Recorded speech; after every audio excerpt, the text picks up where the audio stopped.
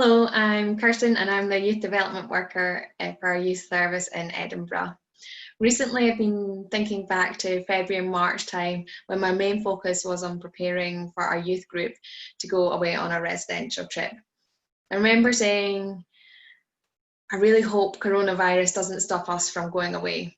But then it quickly became clear that there was no safe way for us to hold physical youth group sessions, let alone taking a whole weekend away with a group of young people. People quickly adapted, even though everyone's circumstances were and still are very different. There seemed to be something to unite us all at the time. We moved our usual youth group sessions to online video calls.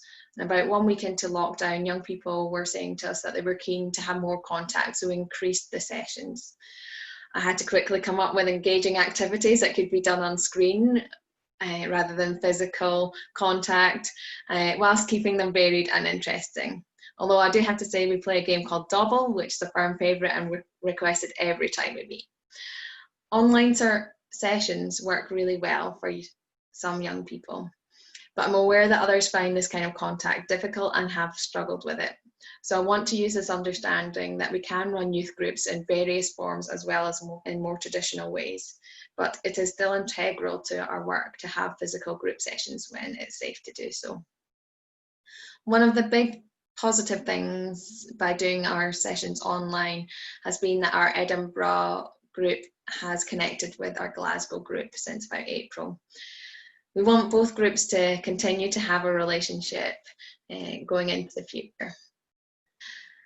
Some of the favourite things that I've experienced with the group in the last few months has been when our group took part in the 2.6 challenge to raise funds.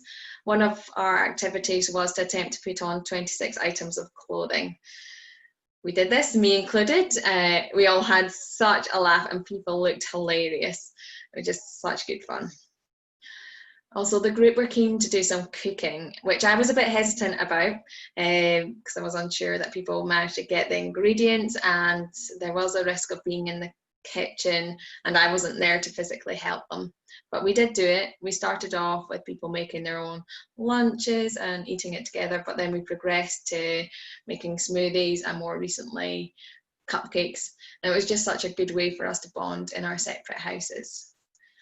The other week, I was able to deliver some activity packs to members of our youth group to their door. It was special to be able to see young people and some of their parents in person after such a long time. It was such a delight for me, and I hope for them too. Even though this time has been trying in many ways that I was not able to imagine beforehand, people have been amazing at getting through it and helping others. I know the next big step is for young people to go back to school and college with the priority of people's physical health at the forefront. But I think we need to keep in mind people's mental health as well. And I hope that we can support people through this time of new adjustment and continue to build on the connection between young people who have epilepsy. Today, I'm organising another residential trip, but this time it's going to be held online. It'll be a positive way to finish off the summer holidays. But I have to say, I'm really looking forward to when we can go away again for an activity weekend as a group.